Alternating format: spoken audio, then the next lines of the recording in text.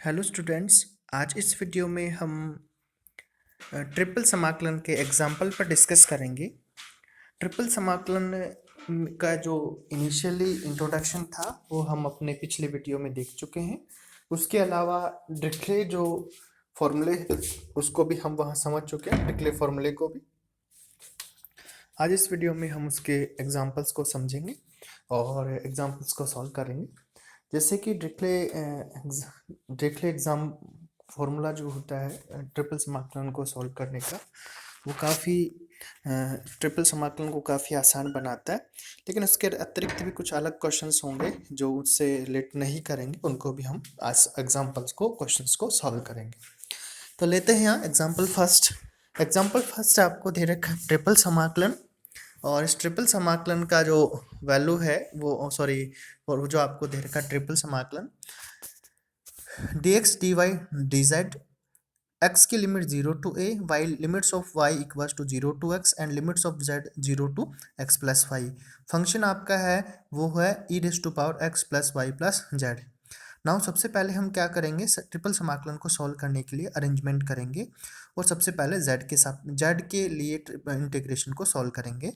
Z के लिए integration को सॉल्व करेंगे तो आपको मिलता है integration 0 to a integration 0 to x e raise to power x plus Y plus z. एक तो सेम आ जाएगा, जेड के लिए हम सॉल्व कर रहे हैं तो e raise to power x plus Y plus z हो जाएगा और लिमिट्स हम लगाएंगे 0 टू एक्स प्लस वाई। तो एक्स जेड की जगह एक बार हम 0 यूज़ करेंगे, दूसरी बार हम एक्स प्लस वाई यूज़ करेंगे। तो अपर लिमिट लेंगे जेड की जगह तो आपको मैं e raise to power x plus plus y and zero use करेंगे तो minus e raise to power x plus y d x D y हो गया। Now again solving for y, तो अपना जो होगा जो फंक्शन होगा वो होगा e raise to power twice of x plus y minus e raise to power x plus y into d y और ये रहेगा 0 टू ए डी एक्स हो गया। सिंप्लीफाई करें तो e raise to power 2 x plus y upon 2 minus e raise to power x plus y into d x.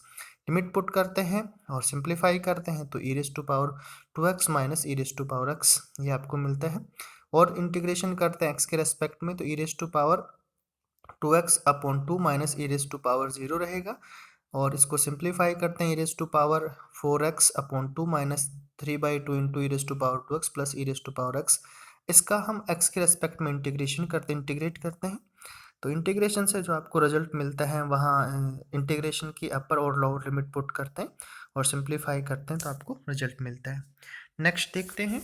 Next का जो integration है वो आपको दे रखा है ट्रिपल समाकलन over V function is X square and with respect to D x D Y D Z, जहाँ क्षेत्र जो है region X equals to zero Y equals to zero and Z equals to zero तथा X plus Y plus Z equals to zero से घिरा हुआ है। जो आपका समतल है वो इनसे घिरा हुआ है। तो सबसे पहले हम क्या करेंगे, थ्री डायमेंशन में ये जो आपके पास जो समतल है इसको बनाते हैं। तो थ्री डायमेंशन समतल को बनाते हैं एक्स इक्वस टू जीरो, कौन सा समतल हुआ भाई, एक्स इक्वस टू समतल हुआ, वाई जेड समतल हुआ, y equals to zero x z समतल हुआ, z equals to zero x y समतल हो गया। और दूसरा है x plus Y plus z से घिरा हुआ, तो x plus Y plus z वाला कौन सा समतल हो गया, जो एक्स एक्सिस वाई एक्सिस और जेड एक्सिस को ए पर, ये देखो जीरो दे रखा क्वेश्चन में, आप ध्यान देना ये ए है, वैसे एक्चुअल में ये टाइपिंग में प्रिंट मिस्टेक है, वह X plus Y plus Z equals to A रहेगा ये, ठीक है। तो ये आपने डायग्राम देखा, ये जो कोऑर्डिनेट एक्सिस है x axis y axis z axis को ये समतल है, ये x equals to a y equals to a z equals to a distance पे इंटरसेप्ट करेगा। तो आपको एक क्या मिल गया, थ्री डायमेंशन में एक सॉलिड मिल गया है, उसका आयतन v है। अब हम क्या करते हैं, इस टोटल आयतन को एक ऊर्ध्वाधर जो हमारे स्तंभ होते हैं उनमें कन्वर्ट कर लेते हैं, ऊर्ध्वाधर स्तंभ में कन्वर्ट कर लेते हैं, जो कि अंदर एक करके दिखा रखा है। और ऊर्ध्वाधर जो स्तंभ है वो हम कहाँ से कहाँ तक बनाएंगे, इसमें एक्स एक्सिस पे बनेगा, जीरो से ए डिस्टेंस तक बनेगा और एक्स वाई समतल में बनेगा तो वाई इक्वस टू जीरो से y equals to a minus x तक बनेंगे ये, ठीक है। और हाइट कितनी रहेगी, इसकी हाइट हर बार क्या करेगी, समतल X plus Y plus Z equals to A को टच करेगा, तो यहाँ से जेड की लिमिट निकालेंगे। अब हम क्या करेंगे, इस डायग्राम के आधार पर एक्स वाई और जेड की लिमिट्स ट्रिपल समाकलन में पुट करेंगे। तो इनकी लिमिट जब हम ट्रिपल समाकलन में पुट करते हैं तो आपको जो आंसर मिलता है वो क्या मिलता है, इस पर हम चर्चा करते हैं। देखो, सबसे पहले हम x की लिमिट निकालेंगे, तो x पर ये जो हम जो ऊर्ध्वाधर कॉलम बना रहे हैं, ऊर्ध्वाधर स्तंभ बना रहे हैं जो चतुष्फलक टाइप का होता है, उस चतुष्फलक टाइप का ये जो बन रहा है उसका ऊर्ध्वाधर स्तंभ है। ऊर्ध्वाधर स्तंभ जो बनता है उसका z equals to 0 lower edge touch करता है, अपर एज हमेशा समतल x plus Y plus Z equals to A को टच करता है। तो वहां से हम क्या करेंगे, z की limit z equals to 0 to z equals to a minus x minus y लेंगे। ठीक है, उसके बाद में हम ये देखते हैं कि जो एक्स वाई समतल में ये कहाँ से कहाँ तक ये बनेंगे आपके जो एक्स वाई समतल में जो हम स्तंभ ले रहे हैं, तो स्तंभ का जो निम्न हिस्सा है वो क्या है, आयताकार हो सकता है, वर्गाकार हो सकता है। तो वो कहाँ से कहाँ तक होगा, y इक्वस टू 0 से लेके y इक्वस टू कहाँ तक होगा, a माइनस एक्स तक बनेंगे। तो ये लिमिट भी हम वहाँ रखते हैं। और x की लिमिट x एक्सिस पे कहाँ से कहाँ तक ये ब्लॉक बनेंगे, तो आप करेंगे ये सब जो स्ट्रिप बनाएंगे हम, वो स्ट्रिप x इक्वस टू 0 से लेके x इक्वस टू a तक बनेगी। ठीक है, अब एक्स स्क्वायर का हम क्या करें, इंटीग्रेशन करें। तो पहले z के रेस्पेक्ट में करें, उसके बाद y के रेस्पेक्ट में, उसके बाद x के रेस्पेक्ट में, इस प्रकार से कर सकते हैं। या अगर हमें डिरिचलेट फॉर्मूला अपनाना हो तो उसमें हम देख सकते हैं x raise to power l minus one, y raise to power m minus one, z raise to power n minus one, ये उस वाले फॉर्मूले से भी हम सिंप्लीफाई कर सकते हैं, तो आप वो भी अपना सकते हैं।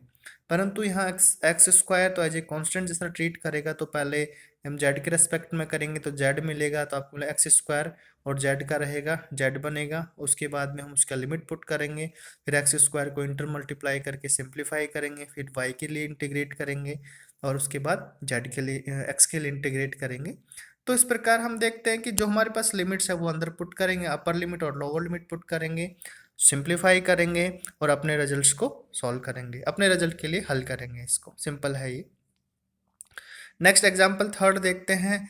एग्जाम्पल थर्ड में हमने देखा कि हमारे पास ट्रिपल इंटीग्रेशन है एक्स वाई जेड का, d x D Y D z के रेस्पेक्ट में हमें लेना है, जहां समाकलन का जो क्षेत्र है धनात्मक अष्टांश में दीर्घवृत्तज है, where the region of the integration is the volume of ellipsoid in the positive octant.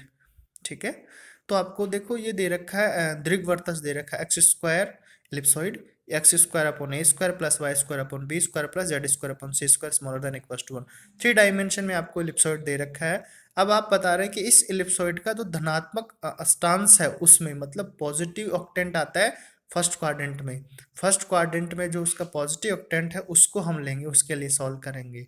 तो हम क्या करें, इसको और इजी बनाने के लिए या फिर इसको उस फॉर्म में लेने के लिए जो कि हमें उसमें डिरिचलेट फॉर्मूले में अपनाया था, ऐसा समतल बनाने के लिए x square upon a square को आप क्या लीजिए, कोई भी नाम ले सकते हैं, जैसे आपने इसको यू नाम दिया, y square upon b square को वी ले सकते हैं, और z square upon c square को हम डब्लू लें। अब हम क्या करें, डी एक्स डी एक्स इसके लिए सॉल्व करें, एक्स के लिए सॉल्व करें, एक्स के with respect to x differentiation करें, तो जो हमने x square upon a square को यू लिया है, y square upon b square को वे लिया है, z square upon c square को डब्लू लिया, इनका हम क्या करते हैं, डिफ्रेंशिएशन करते हैं। डिफ्रेंशिएशन करें तो हमें क्या मिलता है इसका, तो आप इसका डिफ्रेंशिएशन करते हैं तो आपको रिजल्ट मिलता है 2 of x D x equals to, आपको यहाँ से मिलता है ए स्क्वायर डी यू मिलता है, और एक्स डी एक्स का वैल्यू आपको मिलता है यहाँ से 1 अब ए square by 2 into D U मिलता है। ठीक है, उसके बाद एक्स डी एक्स हो गया, उसके बाद वाई डी वाई निकालेंगे तो 1/2 b square into d v z d z equals to 1/2 c square upon c square into d डब्ल्यू मिलता है आपको। अब हम क्या करें, इस ये जो आपको ये चीज़ें x D x y d y और डी जेड की जगह आपको मिल रहे हैं, ये वैल्यू हम अपने फंक्शन जो अपना इंटीग्रेशन है उसमें पुट करते हैं, फंक्शन की जगह पुट करते हैं, तो a square b square c square upon 8 हो गया, d U D v d डब्ल्यू हो गया। अब ए square b square c square upon 8 constant, हम इसको बाहर करते हैं और triple integration d U D we और डी डब्ल्यू लेते हैं। चूंकि हम जानते हैं कि इस प्रकार का जब जो समाकलन होता है उसको हम डिरिचलेट रूल से सॉल्व करना चाहते हैं, जब आपके पास जो एलिप्सॉइड है वो उस फॉर्म में कन्वर्ट हो गया u प्लस वी प्लस डब्ल्यू स्मॉलर देन इक्वल्स टू 1 हो गया, ठीक है।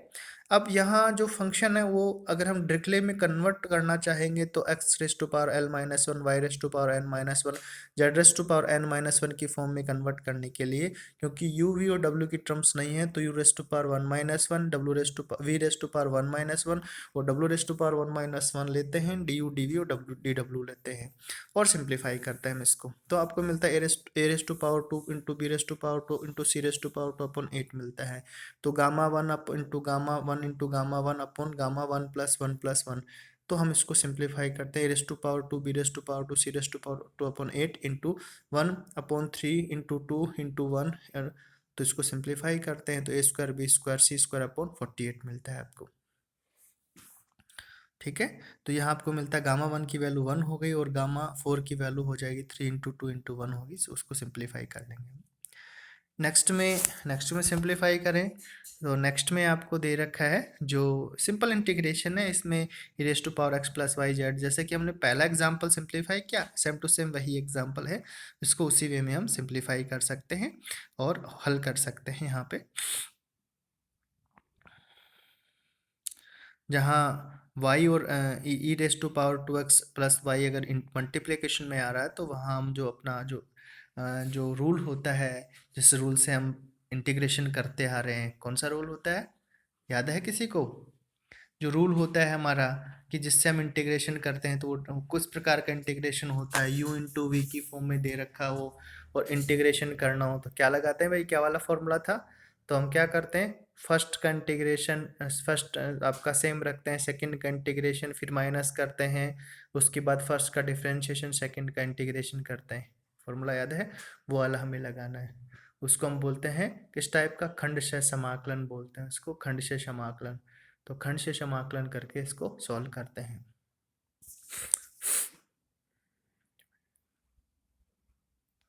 और इस पे बस वैल्यू रखते हैं, सिंप्लीफाई करते हैं, ये एक उसका रूल हो गया। अब नेक्स्ट देखते हैं एग्जांपल 5। एग्जांपल 5 सेम है, डिक्लेयर में कन्वर्ट करना, लेकिन x upon a raise to power p, इसको हम u v w लेते हैं, u v w लेते हैं, और तो x upon a whole raise to power p को हम u ले रहे हैं, y upon b whole raise to power q को v, और z upon c whole raise to power r को हम w लेते हैं। x upon a whole raise to power p को u लेते हैं, इसको सिंप्लीफाई करते हैं तो u raise to power 1 upon p हो जाएगा। x के लिए सॉल्व कर रहे हैं तो dx हो जाएगा, तो dx की वैल्यू मिलेगी आपको a upon p into u raise to power 1 upon p और -1 du होगा। इसी प्रकार dy की वैल्यू फाइंड करेंगे, इसी प्रकार dz की वैल्यू फाइंड करेंगे। dx dy dz की वैल्यू हम ऊपर रख देंगे, साथ में x y z की जो वैल्यू मिली वो भी हम ऊपर दिए गए समीकरण में रख देंगे। इंटीग्रेशन में फंक्शन की जगह रखेंगे, फंक्शन की जगह फंक्शन में x y z की जगह ये वैल्यूज रखेंगे, dx dy dz की जगह रखेंगे और हम क्या करेंगे, सिंप्लीफाई करेंगे। सिंप्लीफाई करेंगे तो हमें रिजल्ट क्या मिलता है ये हम देख लेते हैं। यहाँ से दिया गया समाकलन आपका है A raise to power L B raise to power M C raise to power N upon P Q और आर हो गया, U raise to power L upon P minus one, B raise to power M upon Q upon minus one, W raise to power N upon R minus one, D U D we और D W आपको मिलता है। Simplify कर लें, simplify करें तो ये आपका क्या बन गया, एक वही डिरिचलेट फॉर्मूले बन गया। डिरिचलेट फॉर्मूले के अकॉर्डिंग हम इसको सिंप्लीफाई कर सकते हैं। कुछ एग्जाम्पल एक्सरसाइज में मैंने यहाँ दे रखे हैं, आप कोशिश करें सिंप्लीफाई करने की। कोई प्रॉब्लम हो तो हम नेक्स्ट जो अपना वीडियोस होगा उसमें उस चीज़ को हम शेयर करेंगे।